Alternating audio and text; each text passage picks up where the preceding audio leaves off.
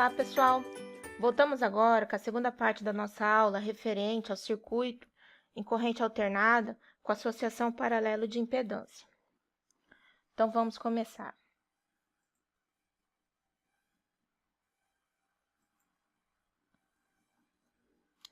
Na associação paralelo de impedância, nós temos aqui, onde está representada a seguinte situação. Temos a seguinte situação. Nesse tipo de associação, nós temos a tensão agora vai ser constante e o que vai mudar vai ser as impedâncias. Eu vou ter uma impedância Z1, que por conseguinte vai gerar uma corrente 1. Outra impedância Z2, que por conseguinte vai gerar uma corrente I2. E por fim, uma impedância Z3, que por conseguinte vai gerar uma corrente I3. Então, antigamente, quando o sistema era em série, eu tinha a mesma corrente passando em todas as impedâncias. Agora, eu tenho o inverso. Eu vou ter a mesma tensão, chamada de VT, que eu posso chamar só de Vzão agora, percorrendo, alimentando todas as impedâncias, e em cada impedância eu vou ter uma corrente diferente. Por isso que eu pintei cada impedância de uma corzinha diferente.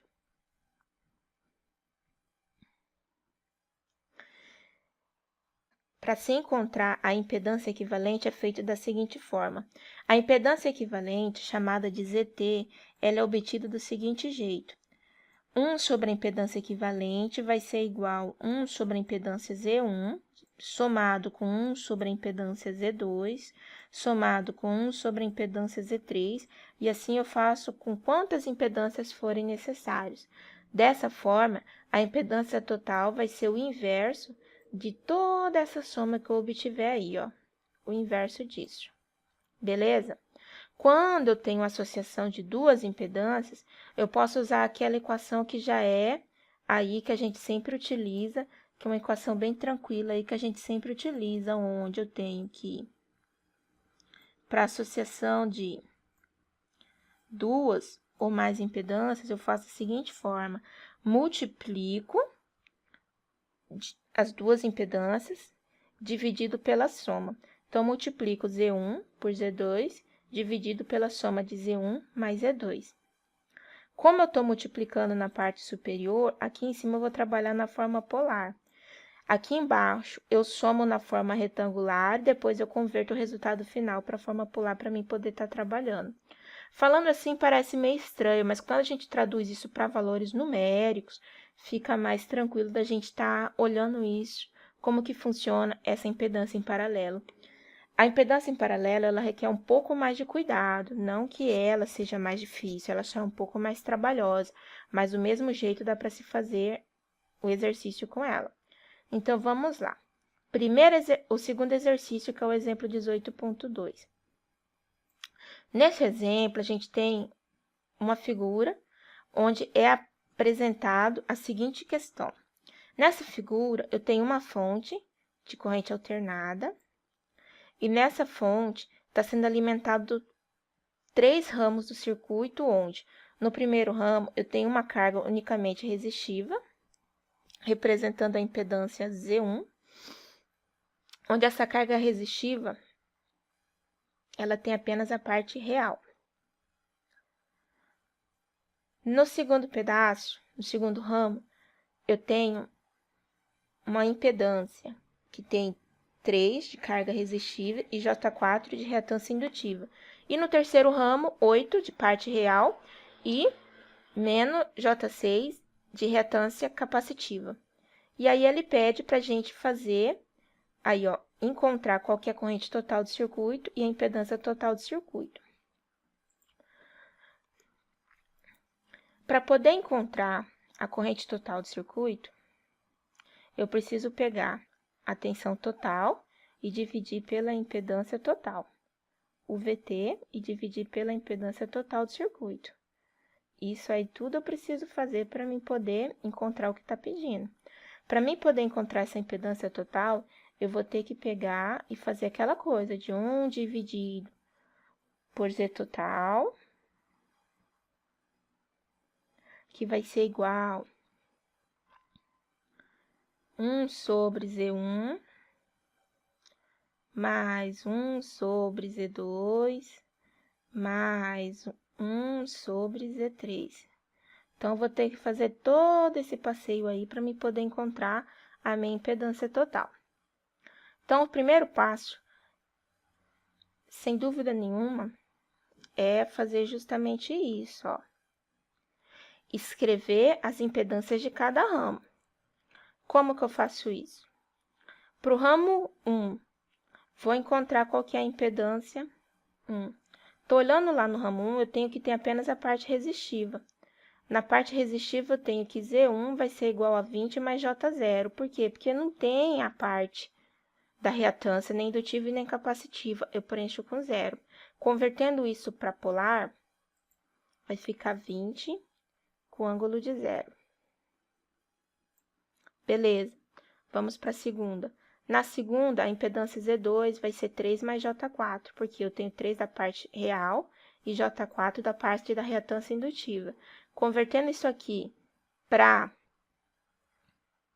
polar, eu vou ter 5 e 53,1. E, por fim, a terceira impedância é 8 menos J6.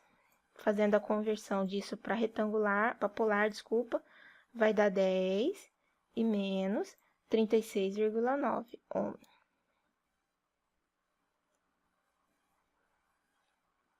O segundo passo é calcular as correntes de cada ramo, ou seja, calcular I1, calcular I2 e calcular I3. Para calcular as correntes de cada ramo, eu vou pegar a tensão total do circuito e dividir pela impedância daquela parte do circuito. Ou seja, quando eu faço divisão, eu trabalho com a forma polar. Eu vou pegar 100 com ângulo 0 e dividir pela impedância Z1, dividido por 20, ângulo 0. Fazendo isso, eu vou dividir 100 por 20. 100 dividido por 20, aqui na minha calculadora Cássio, 100 dividido por 20, deu 5. Pegou o 5.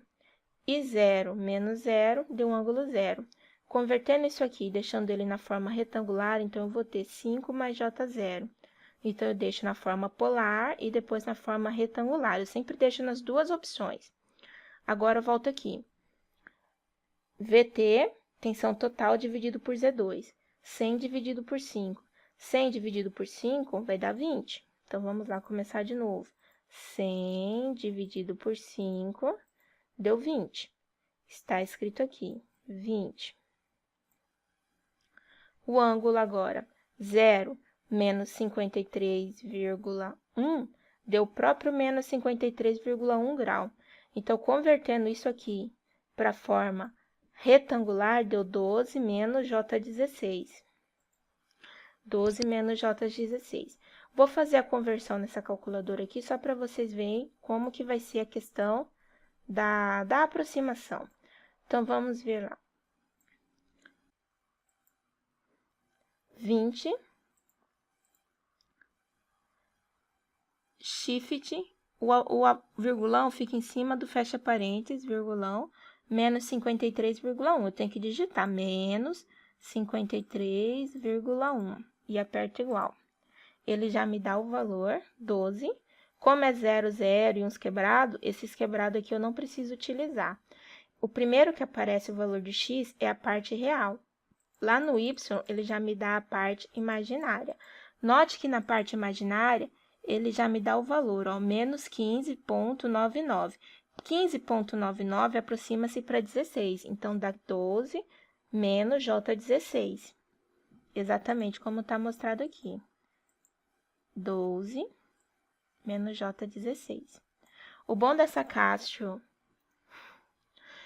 FX82S é que ele já mostra de uma vez, né? De vocês, vocês só vão ter que fazer uma operação a mais. A parte do real, ele mostra na variável E, que fica aqui em cima do cosseno, e a parte do imaginário, ele vai mostrar na variável F, que fica em cima da tangente, que vocês vão usar pela função alfa, que é a vermelhinha. Tranquilo? Então, vamos lá. E o mesmo processo vai ser feito para a corrente 3. vai pegar a parte da tensão, dividir pela impedância Z3, com o ângulo, 100 dividido por 10 dá 10, depois vai pegar 0 menos 36, menos com o menos daqui deu mais, 36,09, fazendo a conversão dá 8 mais J6. Então, eu encontrei aí as 3 correntes.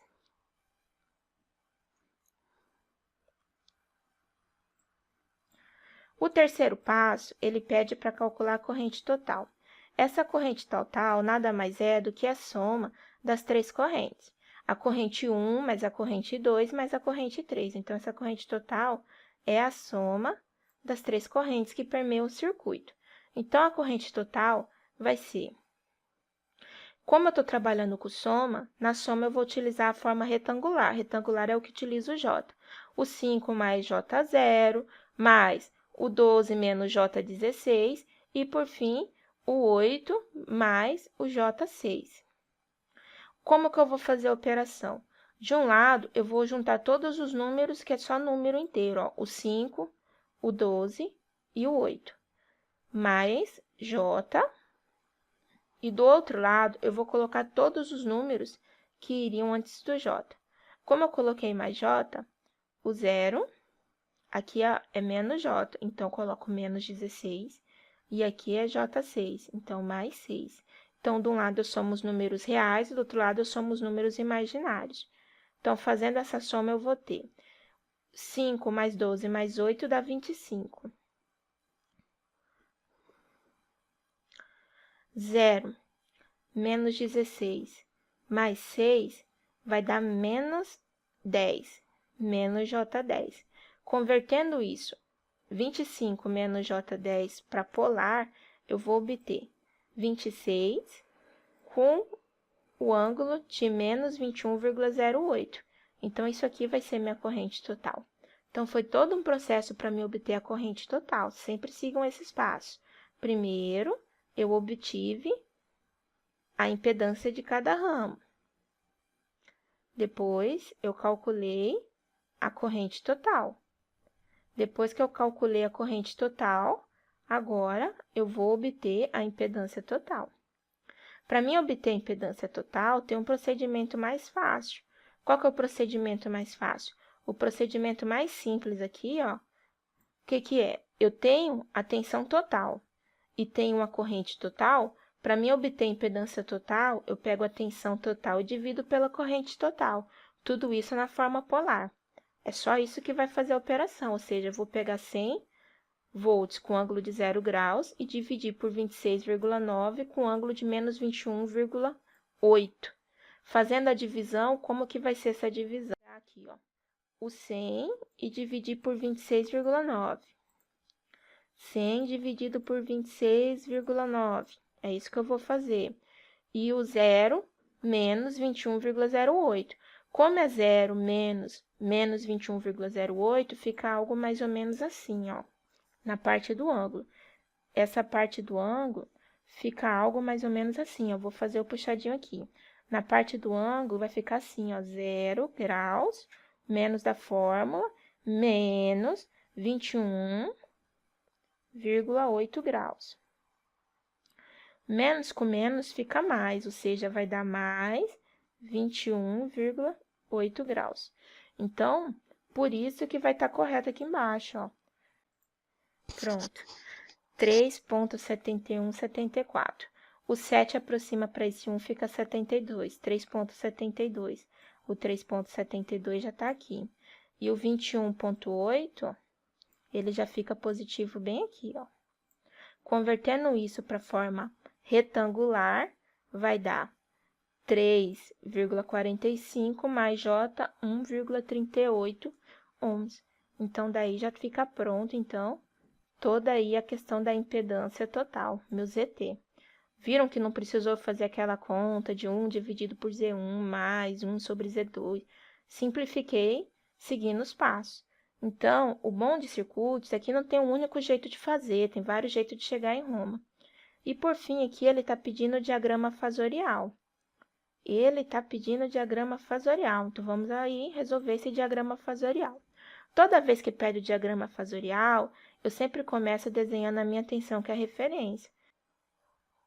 Se a gente colocasse o vetor corrente de referência, seria algo nesse sentido aqui, ó. O vetor corrente seria a referência, com ângulo de 0, e o vetor tensão, que faria o deslocamento aí, com ângulo de 21,8, positivamente. Entenderam? Então, depende aí dos olhos de quem vê, para poder ver quem que vai ser a referência. Tranquilo? Então, após essa videoaula e essa explicação, você está apto a fazer os seguintes exercícios.